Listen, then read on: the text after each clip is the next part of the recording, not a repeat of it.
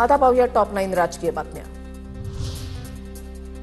मराठा समाज सामाजिकदृष्ट्या मागास नाही। 4 आयोगांचा अहवाल मागास नसल्याने कुणबी ओबीसीमध्ये येऊ शकत नाहीत। मराठा समाजाला वेगळं आरक्षण द्या, भुजबळांची मागणी।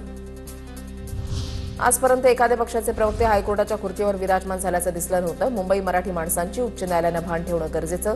कोर्टाच्या आदेशावर संजय राऊतांचं वक्तव्य। फडणवीसांनी शिवसेना फोडून घरातच आग लावली आहे। आंदोलन चिघळावं यासाठी मंत्रिमंडळामधल्या शक्ती काम करतायत। अमित शहांच्या पाठिंब्याशिवाय हे सर्व शक्य नाही, संजय राऊतांचा दावा। नागपुरात राष्ट्रीय ओबीसी महासंघाचा आज 4थ्या दिवशी साखळी उपोषण संपलं। उद्या सकाळी 10 वाजता पुन्हा साखळी उपोषणाला होणार सुरुवात।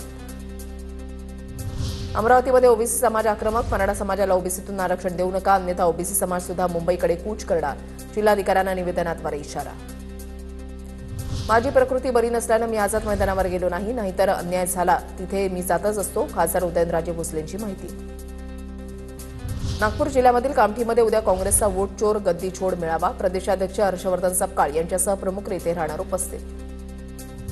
सोलापुरात मुरुम उपोषणारे ग्रामस्थ आणि पोलीस उपअधीक्षकांमध्ये शाब्दिक वाद। कारवाई करू नका, उपमुख्यमंत्री अजित पवारांचा सोलापूर पोलीस उपअधीक्षकांना व्हिडिओ कॉल। मुरुम उपसा बंद करण्याच्या सूचना देऊन पोलिसांनी वादावर पडदा टाकला।